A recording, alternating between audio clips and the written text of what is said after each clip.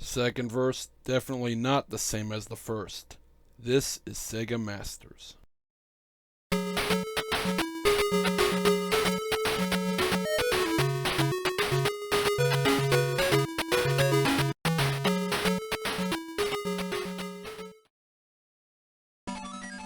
We're about to enter what I call the summer of the Sega sequel.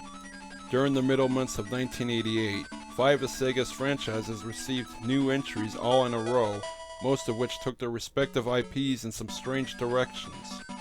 We'll be looking at all 5 in succession over the next few episodes, and we're starting our sequel tour with Zillion 2, also known as simply the TriFormation on the title screen.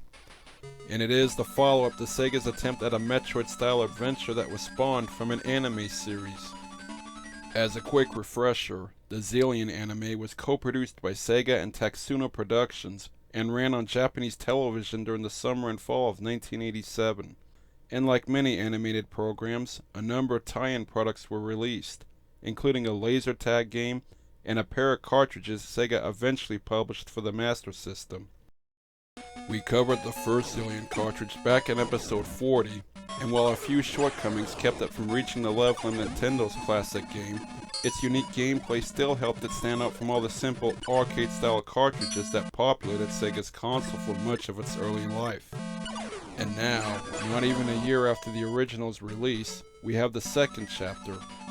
So the question is, did Sega address the flaws of the first game while keeping what worked and adding some improvements, like a good sequel should? Sadly, this startup screen showing a level number, lives, and a score should be a red flag. You once again take the role of JJ of the White Knights as they continue their battle with the malevolent Norse Empire, this time looking to take out their massive battle fortress. And it begins with our hero riding through this auto-scrolling first stage on his transformable three-wheeled cycle, the TriFormation. Here you're just simply jumping over pits and electrified spikes, while blasting the Norse warriors and other enemies that come your way with your trusty Zillion laser gun, just like a basic shoot 'em up. Sega unfortunately decided the best way to follow Zillion up is to jettison the unique adventure elements of the first game in favor of the straight-up arcade-style action that they've always relied on. Plenty of bullets are flying back at you, and it's difficult to avoid taking damage as your foes shoot the instant they appear on the screen.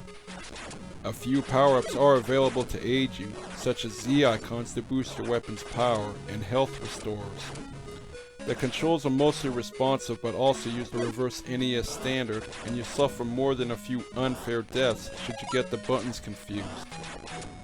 Grabbing the special A icon found midway through the stage will enable the TriFormation to transform into the Armorator, a flying suit of robot armor that makes the action feel even more like a shooter. You can switch between the robot and cycle at any time, though these levels are much more manageable with the Armorator, and it's just about mandatory in the later stages. Should you survive long enough, you'll come to the end of the corridor where you'll find the entrance to the Norse base, and thus the stage concludes.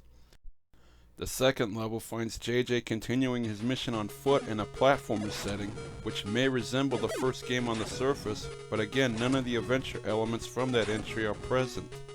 There's no interconnecting rooms with computer codes or items to find, or even any branching paths this time. It's just plain running, jumping over pits, and shooting the baddies that appear through one linear path. You also typically face only 2 types of enemies here, the Norse cyborgs and some flying foes that look like Opa Opa's evil cousin.